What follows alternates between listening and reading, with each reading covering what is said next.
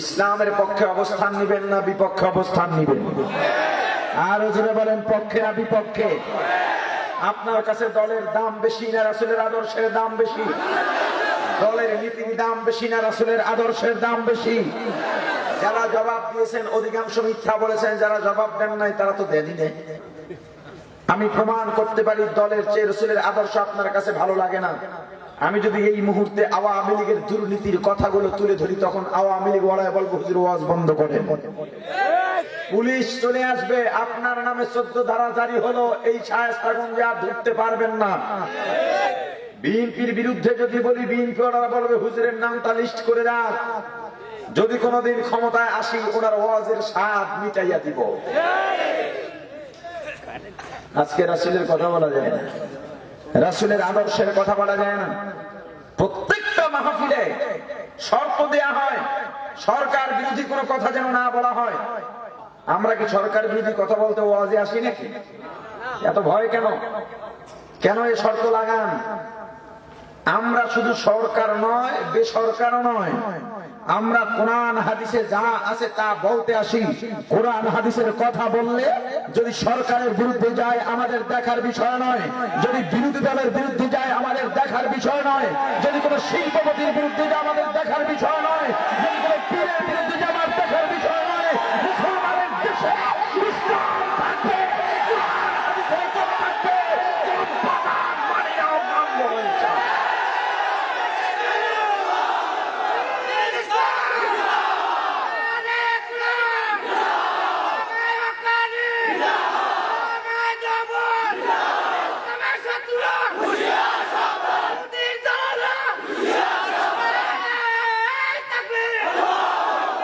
প্রিয় ভাইরা আমার, আজকে আমরা ওলামায়ে কেরামেরও কিছু দোষ তো আছে। আমরা আমাদের জনপ্রিয়তা ধরে রাখার জন্য 7 আসমান উপর আর 7 জমিন নিচের বয়ান করে যাই। এই দুনিয়ার সমস্যা নিয়ে কথা বলি না। আজকে বাংলাদেশ 92% মুসলমানের রাষ্ট্র। আপনারা ভয় পান না তো? আমারও ভয় নাই। আপনাদের ভয় থাকলে দৌড় দেওয়ার জায়গা আছে, আমার তো দৌড় দেওয়ারও জায়গা নাই। অতএব আপনাদের কোনো ভয়ের কারণ নাই। সমস্যা হলে আমার হবে, আপনাদের হবে না। আপনারা সুবিধাজনক অবস্থানে আছেন, ঠিক কি না জোরে বলেন ভাইরা আমার? তবে আমি ভয় পাচ্ছি না এ চিন্তা করে, আমি ভালোভাবে হিসাব করে দেখেছি। আমি আগুনে পুড়ে মরলেও মরবো, পানিতে ডুবে মরলেও মরবো, গুলি খেয়ে মরলেও মরবো, পুলিশ রিমান্ডে গিয়ে মরলেও মরবো, সাধারণ মরণ হলেও আমার মরণ হবে। তবে এটাও জানি আপনি আমাকে হাতে পায়ে রশি লাগিয়ে পানিতে ছেড়ে দিতে পারবেন, আগুনে ফেলে দিতে পারবেন, গুলি করতে পারবেন, এর চেয়ে বেশি কোনো ক্ষমতা আপনার নাই। আমার জান কবজ করার শক্তি আপনার 14 গোষ্ঠীর নাই। আমার জান কবজ করবে আজরাইল। তাও আজরাইল মন করা পারবে না, আল্লাহ থেকে যেদিন ছাড়পত্র পাবে সেদিনই পারবে, ঠিক কিনা জোরে বলেন? আজরাইল যদি আল্লাহর পক্ষ থেকে ছাড়পত্র না পায়, আপনি আমাকে পানিতে ফালালে আল্লাহ রাব্বুল আলামিন পয়গম্বর ইউনূসের মতো 40 দিন নয় 40 বছর পর্যন্ত বাঁচিয়ে রাখতে পারবে। আমি বিশ্বাস করি আপনি আমাকে আগুনে ফালালেন, আল্লাহ যদি ছাড়পত্র না দেন পয়গম্বর ইব্রাহিমের মতো আগুনকে আল্লাহ জান্নাতের বাগান বানিয়ে যুগ যুগ ধরে সেখানে আমাকে জীবিত রাখতে পারবেন। অতএব মরবই, যেহেতু হক কথা বলে মরতে চাই, কা পুরুষের মতো মরতে চাই না। যদি এমন হতো যে না মরবো না, তাহলে না সবাইকে খুশি করতাম। মরাই যেহেতু লাগবে, আমি এখানে থাকতেও মারা যেতে পারি, এখান থেকে নামলেও মারা যেতে পারি। এ মাসের 8 তারিখে আমার গাড়িটা যেভাবে অ্যাক্সিডেন্ট হয়েছিল, বাঁচার কোনো কথাই নয়, কোনো কথা নয়। একটা গাড়ি 4টা সকেট জাম্পার উপর দাঁড়িয়ে থাকে, 3টা সকেট জাম্পার ভেঙে গেছে, সিবি জয়েন্ট ভেঙে গেছে, 2টা চাক্কা ব্রাস্ট হয়ে গেছে, এক্সেল ভেঙে গেছে, চাক্কা ভেঙে ভিতরে ঢুকে গেছে। আমাদের কিছু হয়নি তো, জীবনটা তো বোনাস। এই বোনাস জীবন নিয়ে ভয় করে কি করব? আমি যদি আমার স্ত্রী সন্তানের কথা চিন্তা করে হক কথা না বলি, এতেই আমার স্ত্রী সন্তান বেঁচে যাবে না। আমার হায়াত যতদিন আছে ততদিন আমার স্ত্রী সন্তানের দায়িত্ব আমার। যেদিন আমার হায়াত শেষ হয়ে যাবে আল্লাহ রাব্বুল আলামিন তাদের দায়িত্ব নিয়ে নেবেন। আল্লাহর উপরে সবর্দ করে গেলাম। অতএব আমার জিন্দেগি যতদিন আছে, আমার এক বিন্দু রক্ত যতদিন আছে, আমি ইসলামের পক্ষে কথা বলবো, আমি হকের পক্ষে কথা বলবো, আমি ইসলামের সৈনিক, আমি রাসূলের সৈনিক, আমি আমার দেওবন্দের সৈনিক, আমি তাদের লড়াইকে ভয় পাই না।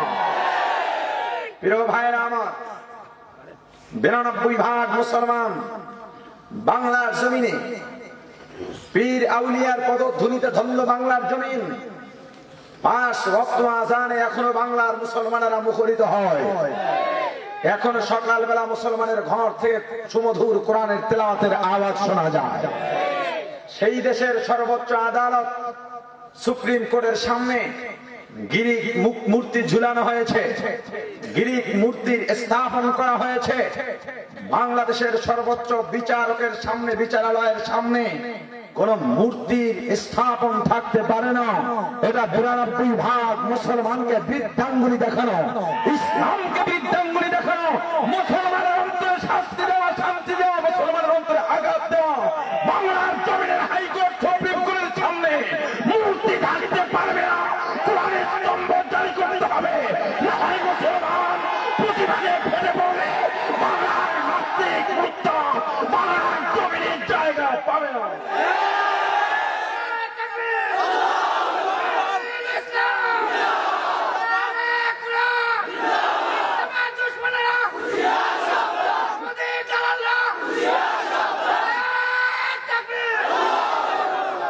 প্রিয় ভাইরা আমার, আজকে আদালতে রায় হয়েছে স্টার প্লাস, স্টার জলসা, একটা যেন কি জি বাংলা বাংলাদেশে চলবে। একটি রিপোর্টে দেখা গিয়েছে পরকীয়া এবং বিবাহ বিচ্ছেদের পিছনে 80% দায়ী ভারতীয় চ্যানেল। ভারতীয় আগ্রাসন আজকে আমাদের বাংলাদেশের সংসারকে ধ্বংস করছে, বাংলাদেশের সমাজকে ধ্বংস করছে, বাংলাদেশটাকে ধ্বংস করছে, আমাদের সম্প্রীতি ধ্বংস করছে, আমাদের হৃদ্যতা ধ্বংস করছে, আমাদের ভালোবাসা ধ্বংস করছে। যেই চ্যানেলগুলো আমাদের ভালোবাসা সম্প্রীতি ধ্বংস করে, ওই সমস্ত চ্যানেল আমাদের বর্জন করতে হবে। আমরা আদালতের এই রায়ের ধার ধারি না।